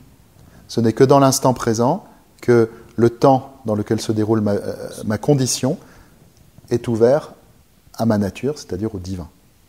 Ce n'est que dans l'instant présent. Et on retrouve l'innocence de l'enfant qui ne vit que dans l'instant présent. Exactement. Exactement. L'enfant a cette capacité extraordinaire de pleurer à chaudes larmes, de hurler sa douleur, et l'instant d'après, d'être dans la joie et le rire. Le tout petit enfant, le petit bébé. C'est une puissance extraordinaire. Ça veut dire qu'il est totalement dans l'instant. Et il est tout autant relié au divin quand il pleure que quand il rit. Puisqu'il est dans l'instant présent. Alors c'est pour ça que vous parliez dans votre livre du non-agir. Alors moi je dis non-agir par rapport au Tao, mais c'est pas le terme que vous utilisez. Je ne me rappelais plus la manière dont vous l'exprimez. Mais il n'y a rien, voilà, il n'y a rien à faire. Alors, c'est peut-être un peu compliqué. Il y aurait un éclairage comme mentionné avec le Tao Te Ching sur le non-agir. Mais là, ça prend un autre sens, justement, avec les mots que vous employez, du philosophe que vous êtes, et à travers la philosophie du Christ. Il n'y a rien à faire prend une autre dimension. Puisque là, pour le coup, notre être nous est donné par notre infini, en nous. Ça implique quoi ? Que je sois une marionnette qui fait ce que, entre guillemets, le divin veut que je sois, le sentiment peut-être de ne plus exister. Donc, il n'y a rien à faire. Alors, ça veut dire quoi ? Que par rapport au chaos de ce monde, je regarde ça et je laisse faire, je suis, entre guillemets, je sais pas, amour. Qu'est-ce que ça implique ? Alors, il n'y a rien à faire, ça veut dire que pour citer Ethel Soum, que j'aime beaucoup, il faut se contenter d'être. Elle dit il faut se contenter d'être quand elle est en plein milieu du camp de Westerbork et qu'elle passe sa journée à apporter de l'aide à tout le monde. C'est-à-dire, elle est suprêmement agissante. Et tout en étant suprêmement agissante, elle dit il faut se contenter d'être. Elle a compris le secret de l'action. Mais elle a compris la même chose que Lao Tzu quand il dit dans le non-faire, il n'est rien qui ne s'accomplisse. C'est un secret qui est enfoui dans l'intériorité de l'être humain, donc on peut le découvrir dans toutes les traditions du monde. Et le taoïsme l'a merveilleusement exprimé. Mais dans la voie du Christ, c'est la même chose. C'est-à-dire que l'être de Dieu est don. Le seul être est l'être de Dieu. L'être de Dieu est don, donc le seul être est don. C'est-à-dire que si je me contente d'être, si je ne veux rien ajouter par moi-même à être ceci, être cela, toutes ces choses qui me permettent d'être reconnu par les regards des autres, toutes ces choses qui sont de la fiction, si je ne veux rien ajouter non plus en termes de faire, mes belles actions qui me permettent d'être reconnu, elles aussi, si j'arrête simplement de vouloir ajouter quelque chose au simple fait d'être, je suis en communication dans l'instant présent avec l'être divin. Et ça donne. Et ça donne, ça veut dire ça agit. Jésus a dit à ses disciples, venez à moi, vous qui peinez sous le poids du fardeau de tout ce que vous voulez être et de tout ce que vous voulez faire. Et moi, je vous donnerai le repos. Le Christ propose le repos. Est-ce que ça veut dire que le Christ a dit à ses disciples de se reposer et de ne pas agir ? Certainement pas. Au contraire, il les a envoyés, et quand on regarde l'action d'une poignée de disciples, ils ont changé la face du monde. J'étais dernièrement en Inde du Sud, Saint Thomas a fondé des communautés chrétiennes en Inde qui sont encore vivantes aujourd'hui. C'est incroyable. Il est de la Judée, de la Judée, il est allé jusqu'en Inde, et aujourd'hui, il y a des recherches qui sont faites en Chine. Il est possible qu'il ait poussé jusqu'en Chine. Saint Paul, quand on regarde ses voyages, le nombre d'églises qu'il a fondées, c'est complètement extraordinaire. Alors qu'il n'a pas connu le Christ. Qu'il n'a pas connu le Christ, mais il a quand même été envoyé par lui. Le Christ a demandé à ses disciples d'agir, et ils ont agi de la manière la plus féconde qui soit, puisqu'ils ont changé la face du monde. On ne peut pas imaginer plus agissant que les disciples de Jésus. Donc, il faut tenir ensemble ce paradoxe. Le Christ nous propose le repos et il nous demande d'agir. Parce que c'est la même chose. Si je suis en repos intérieur, c'est-à-dire si ce n'est plus le moi qui s'agite et qui veut ajouter quelque chose à être, ajouter je suis ceci, je suis cela, je fais ceci, je fais cela, à ce moment-là, je suis dans un repos qui permet au divin de me mettre en action. Mais je ne suis pas une marionnette. Parce que d'abord, c'est moi qui décide. La marionnette, elle est inerte. Elle ne décide pas d'être une marionnette. Et moi, je décide de me laisser mettre en action par le divin parce que je sais que quand le divin me met en action, c'est là que je suis le plus moi-même. De même que le vitrail, c'est quand il est traversé de lumière qu'il apparaît le plus et qu'on voit le plus qu'il est unique. Un vitrail qui n'est pas traversé de lumière, il ressemble au vitrail qui est à côté. Il est tout gris, tout noir. C'est le même. Mais dès que les deux vitraux sont traversés de lumière, alors chacun apparaît. Chacun est pleinement lui-même. Ce n'est qu'en étant mu par le divin que je peux être vraiment moi-même. Donc je ne suis pas une marionnette parce que je suis librement mis en action et je suis dans ma pleine et entière liberté parce que je suis en pleine et entière collaboration avec ma source divine, qui est en quelque sorte l'autre moitié de mon être, c'est-à-dire qui est moi-même au plus haut point. D'autant plus que pour reprendre la parabole du fils prodigue, là il y a ce retour consciemment pour le coup. Bien sûr. Nous ne sommes pas le premier fils qui a tout le temps été auprès de son père à faire ce que notre père demandait. S'il y a une marionnette dans la parabole du fils prodigue, c'est plutôt le premier fils. Il est plus comparable à une marionnette parce qu'il n'a jamais fait l'épreuve de sa liberté. Voilà, c'est ça. Il n'a jamais fait l'épreuve de sa liberté. Et donc, il ne peut pas revenir librement vers le Père. Nous, on est appelés à revenir librement vers le Père. On est appelés à prendre la décision libre de ne plus régner à l'intérieur de soi, ce qui suppose que les autres ne règnent pas non plus à l'intérieur de moi, mais les deux sont très liés. Hein. Ouais. Quand, le moi qui veut être l'origine, c'est un moi qui est fabriqué par le regard des autres. Donc, de toute manière, il n'est pas autonome. C'est une fiction, l'autonomie du moi. Donc, il s'agit d'empêcher les autres de régner en moi, il s'agit de ne pas avoir de maître, de ne pas avoir d'autorité qui pèse sur moi. Il s'agit de se libérer de ces conditionnements. Si j'ai eu un père ou une mère qui ont pesé sur moi intérieurement, il s'agit de s'en libérer. C'est ce qu'ils souhaitent au plus profond d'eux-mêmes, hein, qu'ils soient vivants ou partis de l'autre côté. Ils ont besoin de se soulager des poids qu'ils nous ont laissés. Donc il s'agit de se libérer du règne de l'autre en soi. Mais ce n'est pas pour mettre le règne du moi en soi. C'est pour rendre possible le règne de Dieu qui va me permettre pleinement d'être moi-même, c'est-à-dire image et ressemblance de Dieu. Alors, il y a quelque chose qui ressort. On l'a abordé, à chaque fois on fait des petits sauts et puis on revient par des angles différents. Je reviens sur le miracle. Le miracle, enfin, Jésus n'a fait que ça. Entre les guérisons, sans parler de pouvoir réinvestir son corps par la suite, sans compter, puisqu'on parlait des apôtres, et c'est un miracle en soi que ces hommes, simples pêcheurs, qui vivaient au bord du lac, soient quasiment du jour au lendemain, après avoir vu Yeshua, reçu l'Esprit Saint, et partis j'allais dire, non pas tant à la conquête du monde, qu'à la conquête de répandre la bonne parole. Vous pouvez avoir cette sérénité, cette paix en vous-même. Bref. Donc le miracle est extrêmement important. Or, notre société a... voilà, le miracle n'existe pas. Pour ma part, j'ai même du mal à comprendre qu'on ne puisse pas s'étonner ou s'émerveiller, vous parlez d'émerveillement, sur le fait que nous puissions exister. Bien sûr. Je suis est le premier miracle, la matrice de tous les miracles. Quand on entend, quand on vit vraiment, quand on est vraiment ce que c'est que ce je suis, c'est un miracle absolu, parce que quand je suis vraiment en communion avec je suis, le véritable je suis, pas le moi, pas je suis moi, le vrai je suis qui est beaucoup plus intérieur, tellement subtil, à ce moment-là, je fais l'expérience que je ne suis pas l'origine de je suis. Donc je suis est en quête de son origine, je suis est ouvert à son origine. Et dès que je vis l'ouverture à mon origine, alors je suis est en dialogue avec je suis, un autre je suis, qui est le même je suis.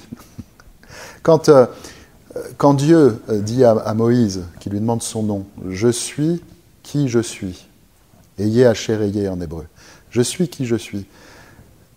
De mon point de vue, c'est comme s'il nous demandait d'entendre ce qu'on pourrait lui dire. Moïse aurait pu répondre à Dieu, soit « Ah bon, tu es qui tu es ?» Mais ça n'a pas de sens. Spirituellement, ça n'a pas de sens. Ce que Moïse aurait pu lui répondre à ce moment-là, c'est « Ah bon, tu es qui je suis ?» Sentez la différence? Quand Dieu dit « je suis qui je suis », la réponse c'est « ah, tu es qui je suis ». C'est-à-dire qu'à l'intérieur de moi, au plus intime de moi, il y a ce dialogue entre je suis et je suis. Tout se passe comme si Dieu, créant l'homme à son image et à sa ressemblance, c'est un je suis qui se donne sous la forme d'une multiplicité de je suis, qui sont tous un parce qu'ils sont tous enracinés dans le même je suis. Donc le miracle. Eh ben, le miracle. Parce que vous nous dites que la plus grande difficulté, c'est de savoir ouvrir, de s'ouvrir, d'accueillir, de faire donc le moins de résistance possible. Tout le défi est là. Mais je ne dis pas que c'est difficile. Oui, mais pourtant, pour ceux et celles qui nous écoutent, et même moi, au regard du livre, de ce que j'ai pu en lire, il y a toujours cette notion justement de difficulté, ou de devoir avoir à endosser justement des épreuves pour se dire, je le mérite. Et justement, la philosophie du Christ n'est pas justement là-dedans. Soit c'est une philosophie du mérite, soit c'est une philosophie de la grâce. Or, c'est une philosophie de la grâce, donc c'est pas une philosophie du mérite. C'est l'un ou l'autre, ça ne peut pas être les deux. Donc, la grâce étant liée aussi à la notion du miracle, comment peut-on accueillir le miracle si, jusqu'à présent, je n'ai pas eu l'occasion de me rendre compte qu'il y a des miracles au quotidien, mais est-ce que je les vois? Est-ce que je les vois? Oui, qui voit d'ailleurs? Est-ce qu'il y a la notion, pour s'ouvrir davantage, de faire de moins de résistance possible, de porter déjà peut-être un regard sur cet extérieur, je ne sais pas si ça passe comme ça, je ne sais pas comment l'exprimer réellement, d'émerveillement, de me rendre compte, de dire, bah ouais, déjà j'ai un toit au-dessus de la tête, et puis j'ouvre le robinet, j'ai de l'eau. Peut-être des choses simples, quelle est la définition que vous mettez du miracle? Est-ce que c'est peut-être l'exemple que je viens de donner, ou les exemples que je viens de donner, un préambule à peut-être accueillir quelque chose où la grâce se manifestant, qu'est-ce qui se passe? Ça sort de mon cadre de référence. Il s'agit d'être conscient de la différence abyssale entre deux situations. La situation où c'est moi qui suis l'origine des choses, ce qui... avant de rentrer sur cette voie et le quotidien, en général, on a tellement été formaté pour être l'origine de tout qu'on se met à l'origine. Et puis, les moments où c'est plus moi qui suis l'origine parce que je me suis laissé traverser par quelque chose. En général, ça se passe par inadvertance, ces moments-là, tant qu'on n'est pas sur un chemin conscient. C'est-à-dire que de temps en temps, je vois qu'il y a un moment, je vais appeler ça peut-être un moment de grâce, où tout est juste. Et si je réfléchis bien a posteriori, je vais me rendre compte que c'est un moment où mon ego n'était pas là, en fait. Et j'ai été inspiré. Ça peut être dans des moments très difficiles. De temps en temps, il m'arrive quelque chose, dans une relation, par exemple, je suis en train de discuter avec un ami, puis brusquement, il est totalement différent de la manière dont je le connais, il s'effondre, il m'avait caché quelque chose, mais il a un énorme problème dans sa vie. Et moi qui ai l'habitude de rigoler avec lui, qu'est-ce que je fais à ce moment-là? Eh ben, dans des moments comme celui-là, soit j'essaye de rester dans ce que je sais, dans ce que je connais, dans ce que je connais de moi, j'essaie de plaisanter, tout ça, là je suis sûr de ne pas être juste, soit je me laisse faire par l'instant. Et là mon ego, comme il sait faire qu'avec l'habituel, qu'avec ce qu'il sait, il est retiré. Et à ce moment-là, je vais être inspiré. Et à ce moment-là, ça va être fécond. Des moments comme ça nous est tous arrivé. Ça nous arrive même beaucoup plus souvent qu'on l'imagine. Des moments d'inadvertance de l'ego où le divin peut agir à travers nous. Et on est vraiment inspiré, on est ajusté au réel, et tout est fécond. Mais ces moments-là, le problème, c'est que l'ego, il va les récupérer après. Il dit « Ah, c'est moi qui ai fait ça. Ah ouais, là, j'ai été bon. » Et comme il les récupère, eh ben, on ne s'aperçoit pas que justement, c'était un moment où il n'était pas là. Et quand il ne peut pas les récupérer, il va les ignorer. L'ego, il est très fort aussi pour ignorer ces moments-là. Il y a plein de moments de notre vie, et là, c'est valable pour tout le monde, où on a été traversé par le divin et où véritablement il y a eu un miracle d'inspiration et un miracle de fécondité. Mais on l'a ignoré parce que l'ego n'étant pas là, ça ne l'intéresse pas. Quand l'ego n'est pas là, ça ne l'intéresse pas. Il ignore le truc et il rétablit une continuité en ignorant simplement l'événement. Donc vous faites une distinction entre le fait de laisser l'infini à travers nous s'exprimer sans conscience de notre part, ou laisser l'infini s'exprimer à travers nous, mais en conscience. La clé, c'est de devenir conscient de ça. Parce qu'à partir du moment où je prends conscience de la différence abyssale entre les moments où c'est moi qui suis à l'origine et les moments où je suis ouvert au divin, différence de fécondité, différence à tous les niveaux. À partir du moment où je me rends compte, selon un des petits moyens mnémotechniques que j'emploie parfois, quand c'est moi, ça merdoit. C'est beau. Mais quand c'est la grâce, alors c'est le miracle. C'est une différence infinie, en fait, parce que c'est la différence entre le fini et l'infini. C'est donc une différence infinie. Plus je prends conscience de cette différence, moins je vais vouloir être à l'origine des choses. Et ça va se faire tout seul. Mais l'important, la clé, c'est la conscience. Prendre conscience de la différence. Prendre conscience que ma vie, quand c'est moi qui suis à l'origine, mais c'est une vie qui n'a aucun sens, aucune fécondité. C'est une vie nulle et non avenue. Chaque fois que c'est moi, c'est rien, c'est du néant. C'est, dans le meilleur des cas,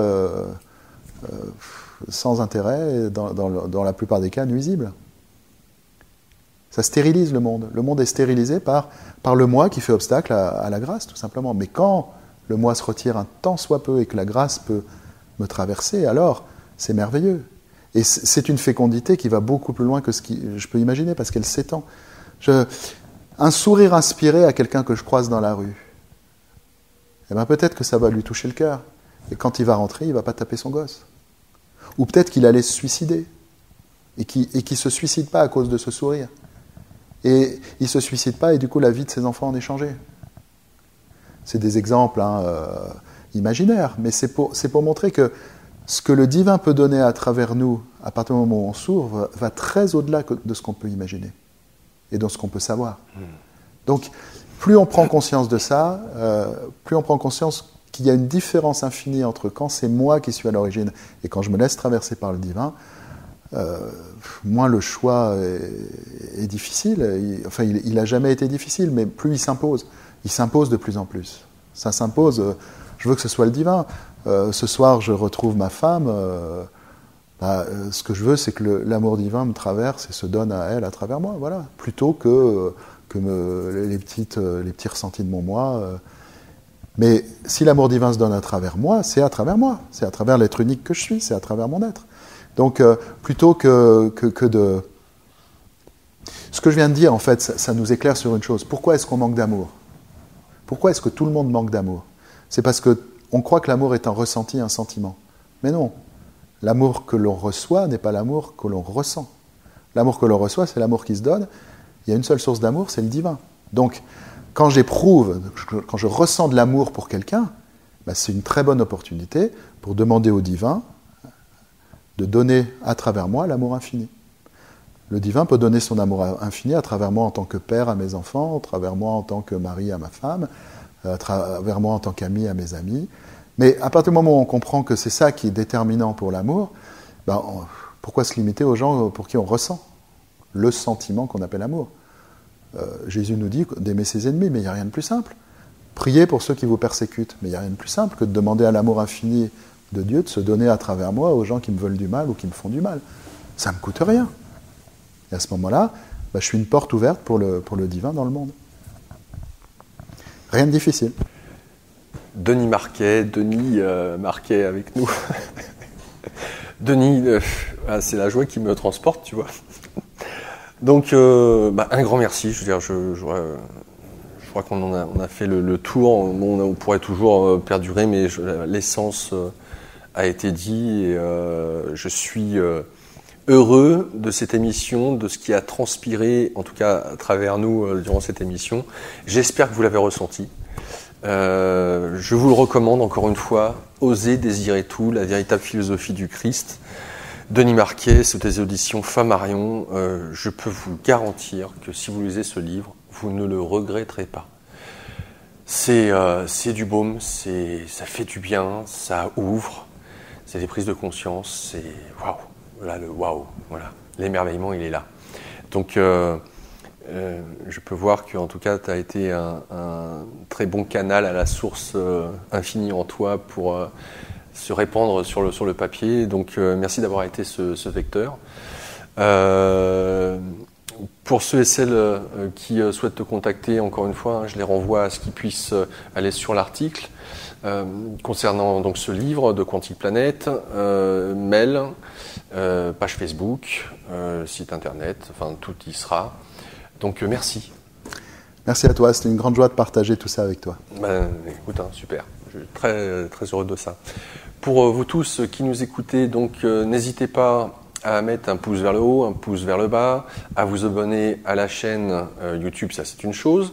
Vous n'hésitez pas après l'abonnement de cliquer sur la petite cloche, comme ça à chaque fois qu'il y a une nouvelle vidéo, eh bien vous êtes averti. Pareil sur la page Facebook d'Immédiat, le petit engrenage que vous pouvez cliquer pour pouvoir suivre à chaque fois qu'il y a une nouveauté, être au courant.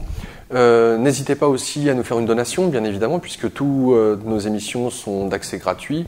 Eh bien, c'est l'occasion d'avoir, et je ne vous demande pas des milliers et des cents, si vous le faites, tant mieux, mais en tout cas, ne serait-ce que 1 euro par mois, ça serait super pour nous soutenir, si vous appréciez notre travail.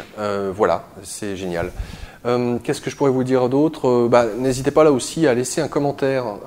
Alors sous la vidéo sur YouTube, c'est une chose, mais en même temps sur le site d'Immédiat, ce serait super de votre part. Merci à vous tous de nous avoir suivis et je vous retrouve le mois prochain, normalement, pour un nouveau Quantique Planet, mais ça dépendra de ce que le flux demande. Au revoir à tous et à bientôt.